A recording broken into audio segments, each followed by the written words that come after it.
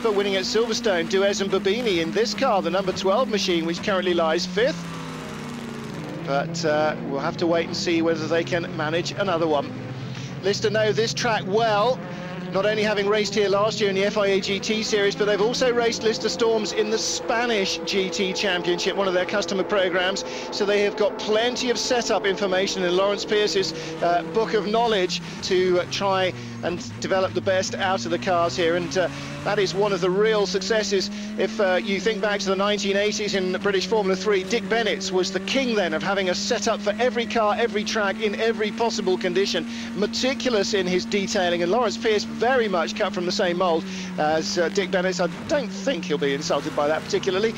Been a very successful team leader, team and boss, and engineers the cars as well himself, but that attention to detail, knowing exactly what happened and then being able to convert that into why it happened on your cars and different tracks in different situations, that is the one of the big secrets of the Lister team, that and developing what they know so well, of course. Babini there in 5th place, then the two Labra Vipers.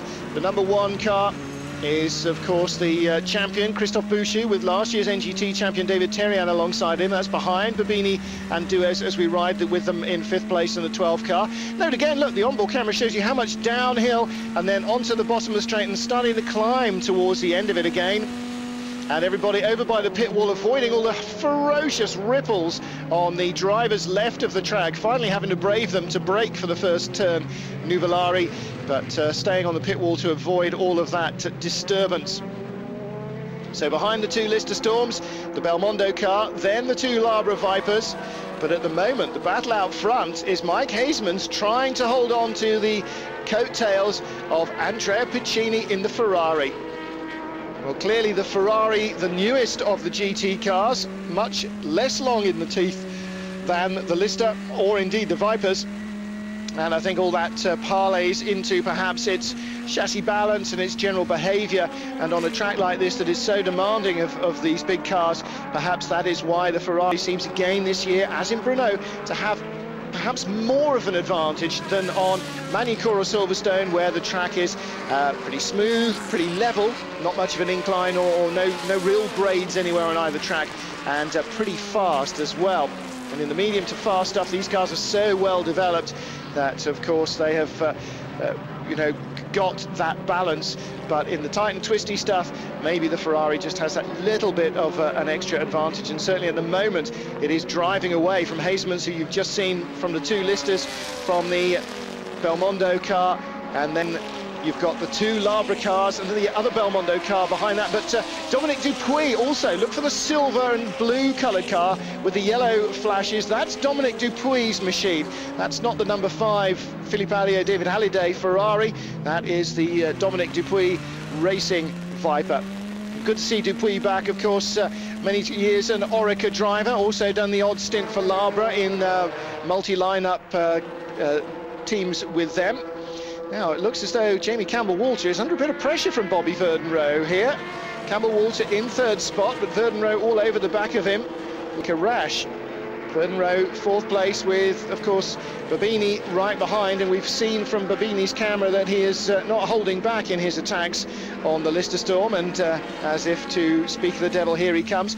This is Ascari. Big lift, let it breathe through here, and essentially the second part of Ascari is just working yourself into shape for Portago here.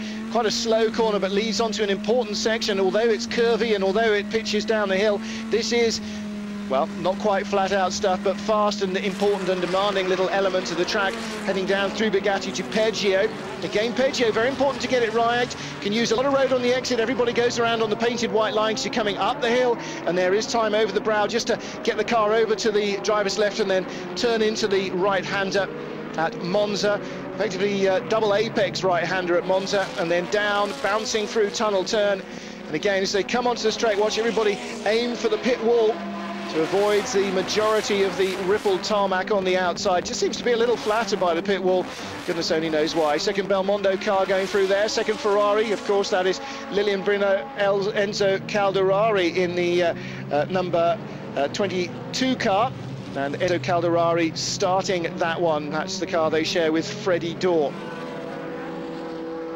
Nice little battle going on here for third place, 4 cars involved, but Hazeman's just keeping himself out of reach. Only just, though, notice that the way he started off, you would have thought maybe he'd be gone by now, but unable to ease more than a couple of seconds ahead of Bobby Verdenroe. Pacini, though, is 5 seconds, well, 4 seconds, 0.3, up the road already. Belmondo Calderari, Jean-Pierre Jarier also in that long queue behind Dominic Dupuy, with Fabrizio Golin in the 9th placed Belmondo Viper. So a dozen GT cars. This is a good, strong field. The FIA GT Championship wisely avoiding the dangers of cars like the V8 BMW M3, like the Celine S7, which tend to dominate in their category. And as a result, we have got a good balanced 3-way squabble here between Viper teams, Ferrari teams and Lister teams. Of course, the Viper, the predominant customer car, but still, it is still a good balance, and a big lock-up there, I think, from Mike Hazeman's, which shows just how hard he is pressing, because as we watched the Listers go through there, they were going through with the whiff of tyre smoke in their nostrils. So this little 4-car train for third, and then behind you can see the Labra car, number 2 Labra car, trying to break away at the moment from Golin in the Carsport Holland car. That's the battle for 7th place as we ride on board with Fabio Barbini. Last year in the Art Engineering Porsches in the NGT class, and I have to say I've been most impressed by the way that he has adapted to a very different driving ethos, style and everything else in the Chrysler Viper. The little Italian, very quick indeed. Here's our NGT leader still, the 54 Porsche. Gosh, well, I shan't get tired of saying that, but impressed at how well Manfred Freisinger's crew have got the cars working this year. The Ferrari, the 2002 spec Ferraris, with their top driver lineups in the JMB Racing team, can no longer cruise through the race, certain that they'll do it on one stop. And that was the thing last year. Porsches had to go hell for leather out the front, gallop away into the sunset, knowing they would have to make 2 stops. And the Ferraris, well, as in a sort of 1980s Group C Porsche mode, they knew what lap times they could do to make it on one stop, and that's what they did, no matter what anybody else did. So he always had a sort of 2-part race, which is very hard to follow. Now it's much more accurate, though. Ortelli is galloping away in the Porsche, but he knows, as we do, that in previous races, the JMB Racing Ferraris, the 2002 spec cars, and at the moment behind the wheels are Andrea Montemini and Andrea Gabagnati. We know that they have not been able to make it on one stop so far this year, and so it is an all-out head-to-head race. At the moment, certainly, the Freisinger Porsche has the advantage. Well, behind this car as well, there is a very strong battle in the NGT class. We've got some great squabbling going on behind. 2nd place is the RWS Motorsport car of Hans Ferty. There it is, the blue car, the Red Bull car as was, the 76 machine. And that's a new entry for the Red Bull, or the RWS Motorsport car. It's also bearing the allegiance to TMK, the Russian drivers Nikolai Fomenko and Alexander Vasiliev, bringing their sponsorship to the team, and maybe a little bit of that allowing RWS to run this 2nd car. And that is the 2nd placed car in the NGT category. 3rd place is another Porsche, the Auto Orlando car of Philip Pater. That's the white one with the Italian colours, red, white and green on it. And in 4th place in the NGT class, another Porsche, the 59 Auto Orlando car, Joel Camathias, the Swiss ex-Formula 3000 ace, starting that one. Well, here we are with our race leader, John Denny Delatraz, watching it, I'm sure, with a glowing feeling of, A, isn't it going well, and B, let's hope it doesn't fall off the road and eat its engine like last time. Andrea Pacini at the helm, Delatraz watching proceedings from the pit wall, and doubtless taking shelter from the fierce sunshine. Hazeman's now nearly 6 seconds back, and that's exactly what the Ferrari team will be absolutely cacking themselves about, finding a slow car in the middle of the track and falling over it. That was Klaus Horn in the 2nd Certec Motorsport Porsche, very nearly taking the nose off a Ferrari so big, bright and red, that surely even he can't have missed it. Barbini and Duez then still harassing the Lister Storms. This is the battle for third and fourth, the two listers. Campbell Walter now passed by Verdon Rowe. We saw Bobby all over the back of Jamie's car earlier on. Bobby clearly feeling that he's got a bit of a faster machine, and between the two of them, they have sorted out a swap of positions without allowing Babini to get a sniff of it, although I'm sure he had a very good sniff. Didn't actually manage to get in between them. Here our race leader is just stroking away from the field. Well, stroking probably not the right word, howling away from the field in the BMS Scuderia Italia Ferrari. BMS, the Scuderia Italia team, racing for many years in single-seaters, of course, all the way up into Formula One with their Dallara Formula One chassis. A period of great anticipation and expectation, but very little in the way of reward. Mike Haseman's in second. Coming up behind the back marker is now Bobby Verdon Rowe. Watching his mirrors, way on the outside line is the back marker, but Verdon Rowe decides not to try slipping inside Klaus Horn at that juncture, and will zip past under acceleration before they get into Achille Varzi's corner, or the corner named after him, and then down to Le Mans.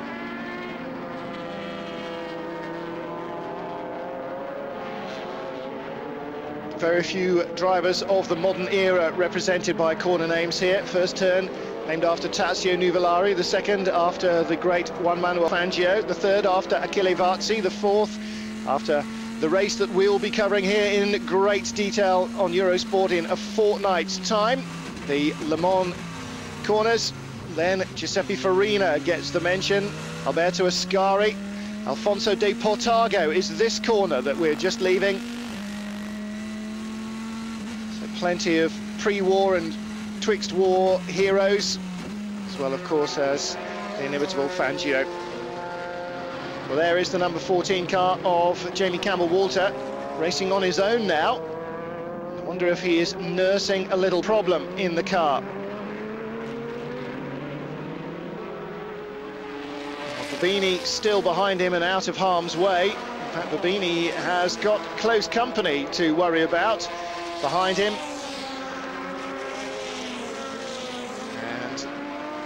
Campbell Walter, Babini, Verdon Rowe and Bouchou as they cross the line. Good battle for fourth place. Bobby Verdon Rowe right in the middle of it.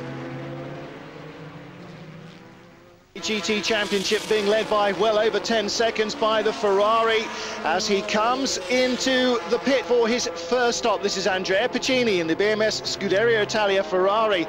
Bobby Verdon Rowe in the number 15 Lister Storm has retired from the race, incidentally, with a clutch failure. Came to a halt in the track when it was blocked by a slower car, and by the time he got re-going, found that he had a slipping clutch, and the team have withdrawn him from the race. John Daly Delatraz now taking over the lead car. Andrea Piccini's done an excellent opening stint, the only man down in the 133s in the early going. And so far, only the number 2 Labra car and the Lister have been challenging the leader in the Ferrari, I beg your pardon, the number 3 Carlsbad Holland car and the Lister, but they've been chasing from a distance. There is a spin for Christophe Bouchou. Make a note in your diary, ladies and gentlemen. It's not infrequent to hear him complaining about the car not being up to spec, but genuine, honest-to-God mistakes by Bouchou are as rare as, I don't know what, hen's teeth, I expect. Christophe Bouchou into the pits then as well. At least a Labra car came past us then. I imagine that might perhaps have been Bouchou. Well, this is certainly a long old stop for the Ferrari. Don't forget, of course, as at Le Mans, fuel first with no other work going on, then tyres. Away he goes, though. Let's hear from Piccini.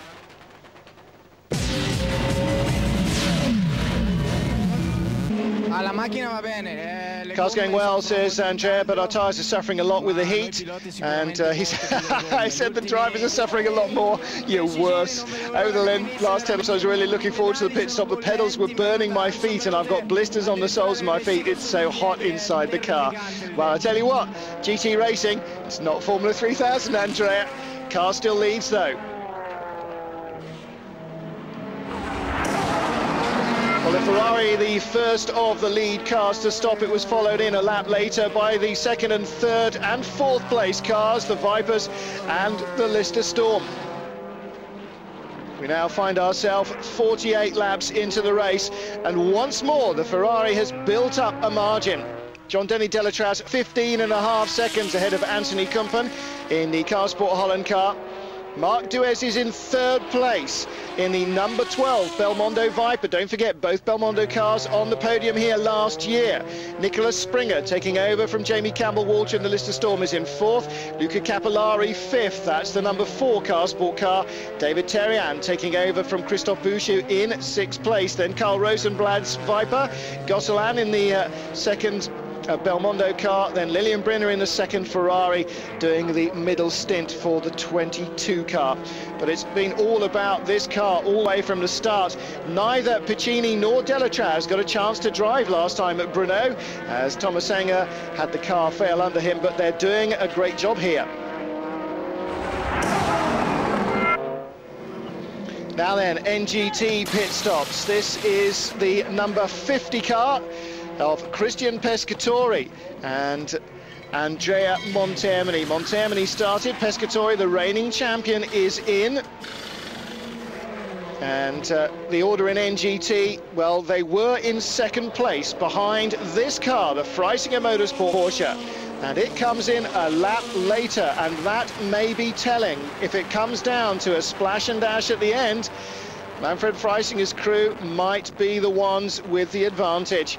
And don't forget, Stefan Ortelli has certainly got no handicap in his co-driver, because Sascha Maassen is a very experienced GT long-distance driver, having raced lots in the American Le Mans Series, but also, of course, very experienced with the Porsche, not just in this format, but also, of course, he and Ortelli race Super Cup Porsches as well, so very, very familiar with the demands of the car, how to get the best out of it, most importantly, how to keep it alive over the distance. Well, we saw the 50 Ferrari just about making its way into traffic safely. It was very busy when they came round, and Ortelli shouting the last few instructions, probably the kind of watch the brake pedal, it's a bit spongy sort of information that is going to be so vital on your first lap out of the pits from your teammate. Well, again, looks like an inordinately long stop, because although you're allowed to, the two drivers are allowed to change while the fueling is going, no one else is allowed to touch the car, so separate tyre change after the refueling only. And oh dear, they've got a problem on the left front. Well, there's no point getting aerated about it. Just got to keep calm, get the car gone as soon as you can.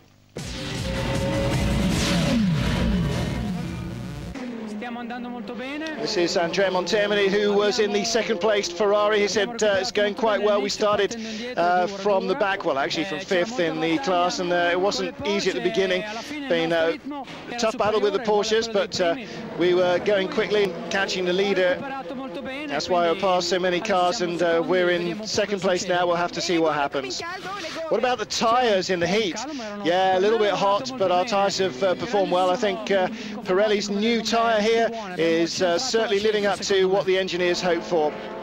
Well, Pirelli bringing a brand new hot weather tyre here seems to be helping out. On Dunlops is Stefan Ortelli. Ortelli leading the NGT category, but very warm. Said, yeah, well, the only problem is the driver. But we're used to that now, so I guess we'll just have to live with it as long as the car keeps going. On the other hand, we have got a fuel problem and a tyre problem. We're using a lot of both, and we are still leading the race, so I hope that Sascha will be able to do a good job like he did in qualifying. At the moment, we're fastest. The mechanics of the car are very strong. Hopefully, we'll hold on. Well, they are in the lead of the category after the fuel stops, but will they all need another one?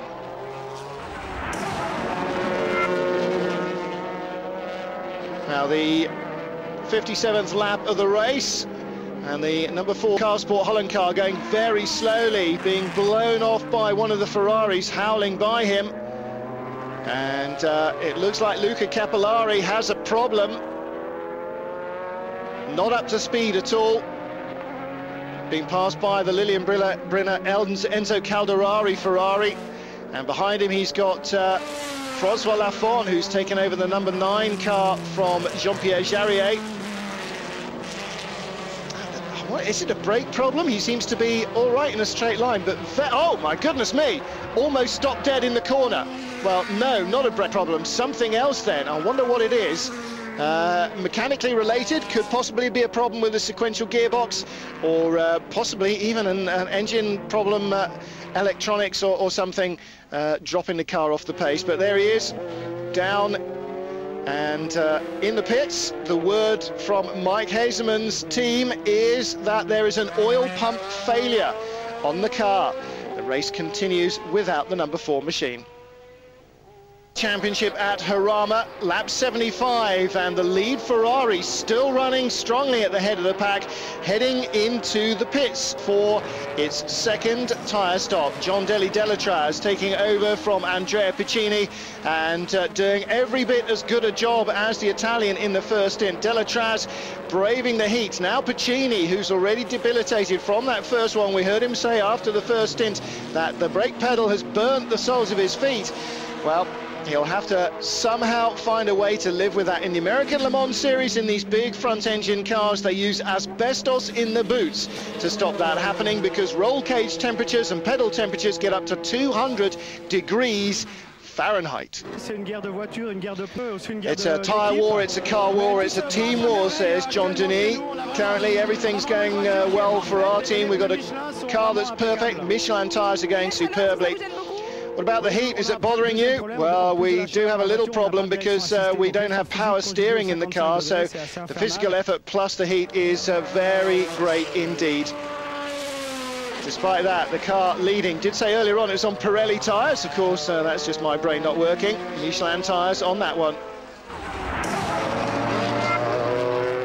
Lap 80, the Silverstone winners, Marc Duez and Fabio Bobini in the pits. And it's an oil pump failure, the Belmondo team say, that has robbed them of a chance to finish on the podium, as they did with both cars here last year in the penultimate race of last year's championship. And further to the retirement of the number 4 Racing Box, Racing Holland entry, by the way, that was an electrical failure. In the NGT class, Porsches and Ferraris still battling, running line astern, the 2 Ferraris, but it's Sasha Masson who leads, Christian Pescatori second, and Antonio Garcia in a Porsche in 3rd spot. And that means that the Ferraris are again having a difficult time, but in the pits is Antonio Garcia. And the Spaniard who raced here last year, when the championship came to Spain, having the second drive in that new RWS Motorsport car. And it looks as though it's not doing him any good at all. He is out of the race in the pits at the moment. Well, the number 51 and 50 Ferraris running in nose-to-tail formation. And all 4 JMB racing cars, of course, here this weekend, after one of them badly damaged at Silverstone, missing Bruno. So overall, Piccini, Hazeman's 26 seconds back, Bouchou 3rd, Campbell Walter in the Lister in 4th, ahead of Ross and Belmondo. And the race leader in traffic, Andrea Piccini, 101 laps in the book, and we reckon maybe another 10 to go as we close towards the end of the 3-hour race. Under a quarter of an hour left, and they're lapping just over 1:30s. So Andrea Piccini with perhaps another 9 laps after this to the end of the race, leading from Mike Hazeman's 3rd place Christophe Bouchou, 4th place the 2nd Labra Viper now, up into 4th is Vincent Voss, 5th place the number 11 Belmondo car, and that must be its best race showing of the year so far.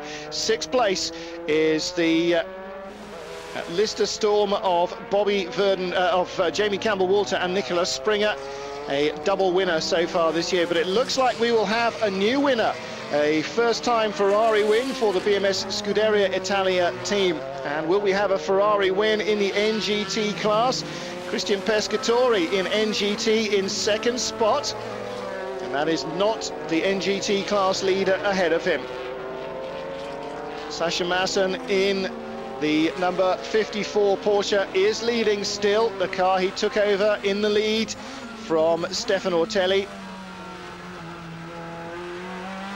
Third place is the 76 RWS Motorsport car. We just saw that, Antonio Garcia. Garcia, we saw in the pits for his second stop. That's the splash and dash that they all are likely to need, we think. Piccini still romping away out front. And Sascha Maassen is enjoying himself, perhaps not as much as if he had full grip, but you can always tell when Sascha is having fun at the wheel. He doesn't mind the car moving around a lot, and it's probably a good thing in a long distance race in a GT3 RS. Blown by the Belmondo Viper. Paul Belmondo in the 11 car. What's that waving out the side window there? Something loose on the outside. Maybe a bit of cooling duct has finally given in to the rush of airflow at high speed. Looks like some bit of tape there. Nothing to worry about, I don't think. Nothing to worry about either for Andrea Piccini. Here he comes through Bugatti. There's the Freisinger Motorsport Porsche right in front of us, and he's about to put a lap on the Belmondo car. Might yet do it before the end of the race as well. Up the hill. And see the way that the power of the V12 reels in the Porsche supercar, though the Porsche may be. Not quite as supercar as the Ferrari when it comes to sheer grunt. Out of tunnel, down the hill, whoosh, straight by on the straight. And Sascha Maassen giving him plenty of room down the inside. He knew that he would be going driver's right there. The race leader continues to motor on. Some Belmondo. And the race leader in traffic, Andrea Piccini, 101 laps in the book, and we reckon maybe another 10 to go as we close towards the end of the 3-hour race. Under a quarter of an hour left, and they're lapping just over 1:30s. So Andrea Piccini with perhaps another 9 laps after this to the end of the race.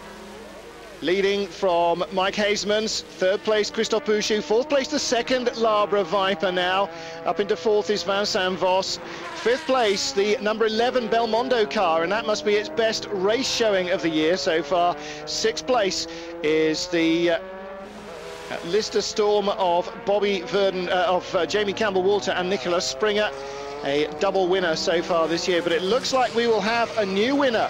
A first-time Ferrari win for the BMS Scuderia Italia team. And will we have a Ferrari win in the NGT class? Christian Pescatori in NGT in second spot.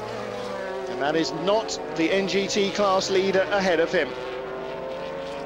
Sascha Maassen in the number 54 Porsche is leading still, the car he took over in the lead from Stefan Ortelli. Third place is the 76 RWS Motorsport car. We just saw that, Antonio Garcia. Garcia, we saw in the pits for his second stop. That's the splash and dash that they all are likely to need, we think. Piccini still romping away out front. And Sascha Maassen is enjoying himself, perhaps not as much as if he had full grip, but you can always tell when Sascha is having fun at the wheel. He doesn't mind the car moving around a lot, and it's probably a good thing in a long distance race in a GT3 RS. Blown by the Belmondo Viper. Paul Belmondo in the 11 car. What's that waving out the side window there? Something loose on the outside. Maybe a bit of cooling duct has finally given in to the rush of airflow at high speed. Looks like some bit of tape there. Nothing to worry about, I don't think. Nothing to worry about either for Andrea Piccini. Here he comes through Bugatti. There's the Freisinger Motorsport Porsche right in front of us, and he's about to put a lap on the Belmondo car. Might yet do it before the end of the race as well. Up the hill. And See the way that the power of the V12 reels in the Porsche supercar, though the Porsche may be. It's not quite as supercar as the Ferrari when it comes to sheer grunt. Out of tunnel, down the hill, whoosh, straight by on the straight. And Sasha Masson giving him plenty of room down the inside. He knew that he would be going driver's right there as the race leader continues to motor on.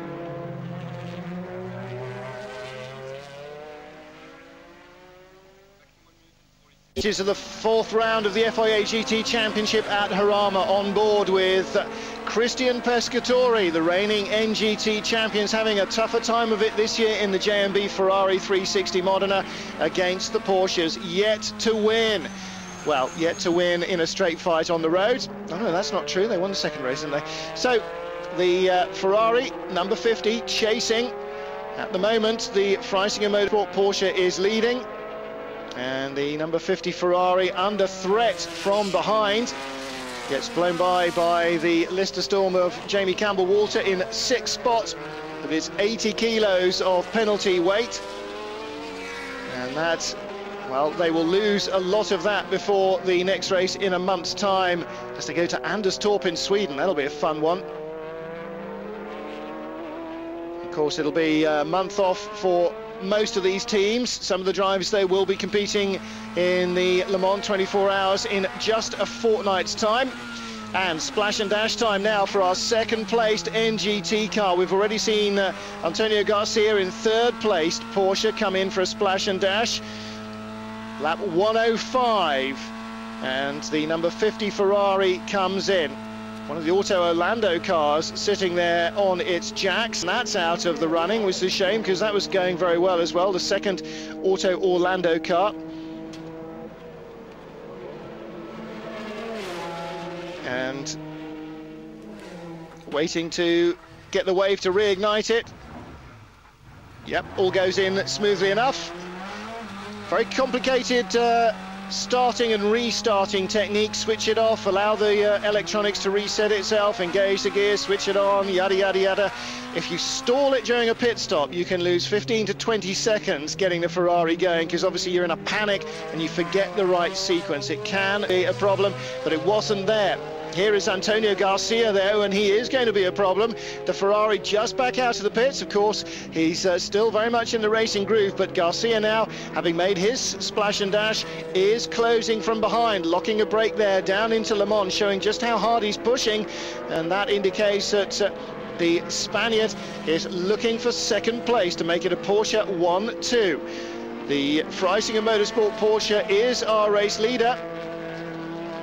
Started by Stefan Ortelli, now driven by Sasha Masson. Haven't seen him for a while, but he is out front, and it's a Ferrari-Porsche battle for second, not for the overall win. Garcia just a couple of seconds behind the Ferrari. And if the director gives us a long shot, there you are, just got a glimpse of the gap. Through Bugatti, down the hill. Down the 3 gears, and then looking for that apex over the curbs, holding it in, letting it run wide out to the line, then over the top of the hill, aiming for that 50-meter marker board, then brake, turn in, take the late second apex, rumble a little bit over the riffles in Monza, up the hill, tunnel, and then over the top and down the other side, fighting it all the way out over the curbs there, onto the front straight, over to the right-hand side to avoid the bumpiest bits of the track. And the Porsche behind him, 2.18 seconds is the gap. Garcia will not care about being a gentleman now for the Viper, nor should he need to. Viper's got plenty of horsepower to squirt by where he can, but Garcia is in a battle for podium positions now, and the number 2 car, Vincent Vos, may or may not know that, may or may not care, but will not necessarily be waved by at Antonio Garcia's detriment, or to his detriment. And Andrea Piccini sweltering in the baking heat of Jarama in the Ferrari. And in comes the NGT race leader. This is the vital splash and dash that will deny a Ferrari victory. The Freisinger Motorsport team, the Dunlop tyre technician, face on the ground there. there's dedication to the cause, checking the tyres. But if they have to change them, it will be a calamitous stop for the Freisinger car. Overall race leader, still the Ferrari and still running away with it. But the NGT leader having his stop and go, his splash and dash rather, and in that balance hangs the NGT class win. Will he get out in time? Piccini using big dab of oversteer there to control the tail end. Around he comes, and again popping out of Monza through tunnel and onto the front straight.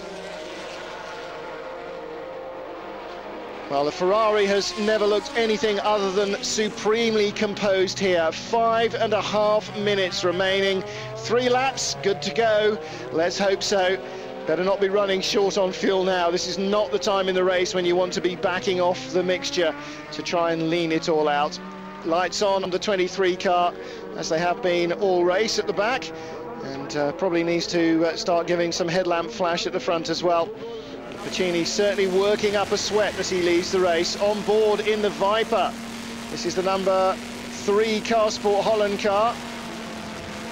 And it is in second place still. Mike Hasemans give chase. Mike Hasemans cannot spell give up, never mind pronounce it. And he will give chase all the way through in the hope, even hope against hope, that something will happen to the race leader. After all, it happened to them. The wheel fell off when Kumpen was leading quite comfortably, and an assured victory certainly was theirs, or what looked like an assured victory at Silverstone. And that's not the sort of thing that you forget. It's not the sort of thing that you wish on your rivals, unless of course they're leading in the closing stages of the race. I think they'd be quite happy to see that happen to the Ferrari and take the victory that eluded them 2 races ago. Mike Hasemans, again, as ever, charging hard in this car.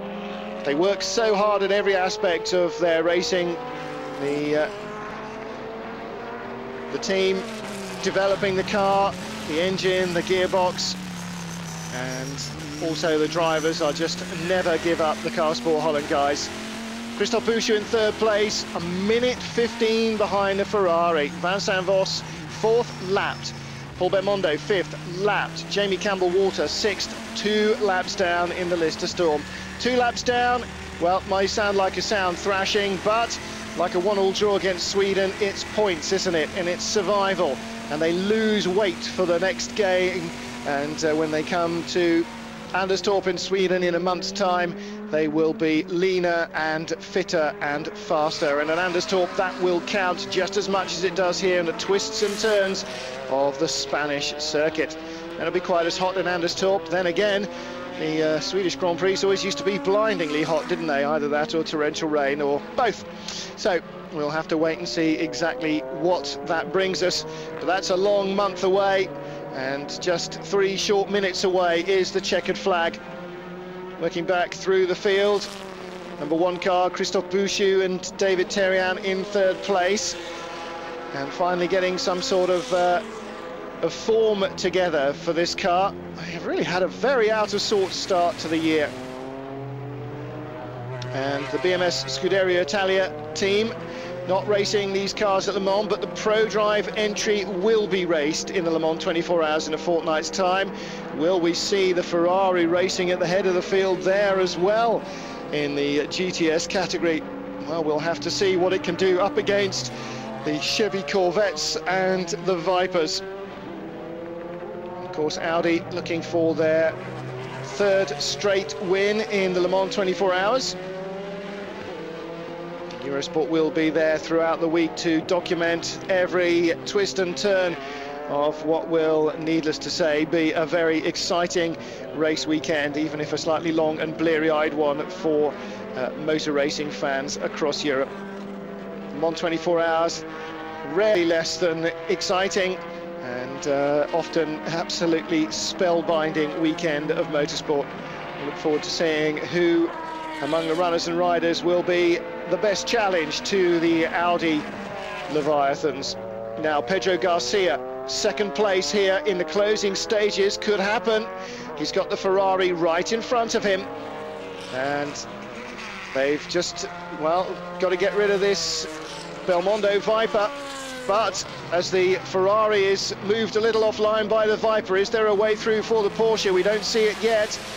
Piccini coming up the hill in the Ferrari.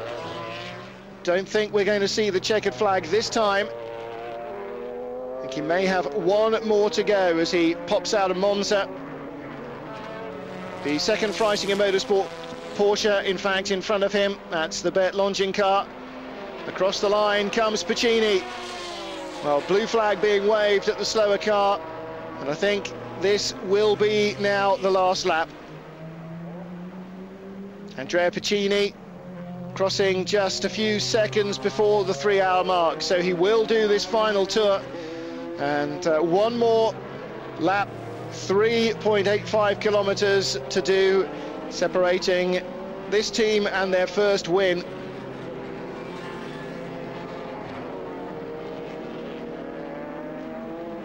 Now, what will be interesting is what happened to the battle for NGT, and almost inevitably, I'm afraid, we're unlikely to see it as the director cycles around the cars, driving around on their own, even if they are at the head of the field. Piccini still leading by a country mile from Hasemans. Hasemans equally clear of the number 1 and the number 2 Labra competition cars. But the closing stages of the race, the very last lap of the race, will be demanding times as we see Jean-Deli Delatraz and his, what I assume must be his young son, on the pit wall waiting for Andrea Piccini and the Ferrari. The battle for second place, Pedro Garcia versus Christian Pescatore in the NGT category. We won't get to see it. Tunnel turn. Last corner, out onto the front straight comes Andrea Piccini, and it is victory for the BMS Scuderia Italia Ferrari. Andrea Piccini and Jean-Denis Delatraz suffer no dismay here. Brno in the Czech Republic, they looked in a winning position when the car was put off the road, ingested something it didn't like and failed. No such problems here, and there was the NGT battle across the line. The Ferrari held off the Porsche for second place as Hasemans and Kumpen take second in GT. Third and fourth will be the Labra cars, and well, the Ferrari ProDrive All-Stars BMS Scuderia Italia teams are very happy with the victory. And there, the NGT winner, finally picked up by the camera. Stefan Ortelli and Sascha Masson doing the second stint, taking that splash and dash at the end and still not losing the lead of the class. Montemini and Pescatore's Ferrari second, and Vettel and Garcia in their Porsche in third place.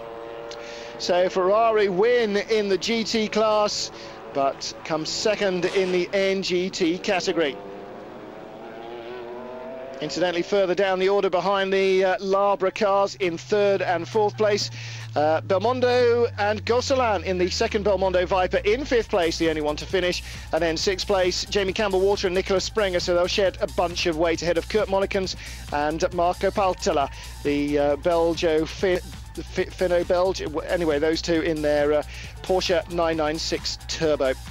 And then behind them, Jarrier Lafon and the NGT winners. Montemini Pescatore rather, just holding off Garcia by a fractions at the end in the battle for second and third in the NGT category. And 23 cars making it to the finish with 1, 2, 3, 4, 5, 6, 7, 8, 9 retirements, therefore. That's a big old field of finishers.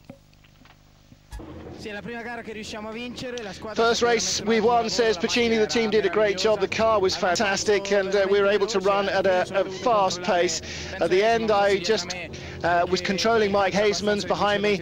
Didn't need to push too hard, and that was good because of the heat. So the 23 car then, the BMS Scuderia Italia Ferrari wins its first race 4 races, 3 different winners. I'm very happy. It's my first race in Europe. I only raced in America so far, and I really enjoyed it. It was a great race. The team worked so well. The tires were so good. And we were pushing very, very hard because we didn't know if the Ferrari would stop once or twice, and we were very happy when we saw that the Ferrari pitted the second time, so we could pit as well, and we didn't have to run so much on fuel economy. Of course, Sasha racing in the States and the 2-hour 45 American Le Mans races, used to the 1 pit stop and just squeak it through to the end strategy. So Ferrari first, Carsport Holland second, and Labra in 3rd place. Well, the Super Racing Weekend magazine is on Thursday this week at 6 on British Eurosport, 7 across UK. And we will be at Anderstorp, as I mentioned, in a month from now, 4 weekends from now, round 5 of the LG Super Racing Weekends, Anderstorp in Sweden. I really just can't stress enough how much I'm looking forward to that one. Haven't seen Anderstorp since I played it on a computer simulation game of racing in the 60s. Grand Prix Legends, yeah, we love it. Now then, but between now and then, much, much, much more sports car racing, GT racing, call it what you like. The prototypes, the 675 prototypes, the GTS cars and the GT cars will be in action in a fortnight's time, the longest weekend for them and for everybody else of the summer, from Le Mans in June. Mark Cole, and I'm delighted to say David Leslie, will be alongside me in the booth. Please, please make a note in your diaries. Join us for that. The action starts with programmes on Thursday, Friday, and then, of course, Saturday and Sunday, the race itself. Always a high point in the motor racing calendar. Until we meet again at Le Mans, from me, Martin Haven, it's goodbye. And who records your favourite TV programme? The digital video recorder from LG. Makes time-delay viewing easy. On a screen extremely thin and extremely wide. Because life's too short to waste time. LG, digitally yours.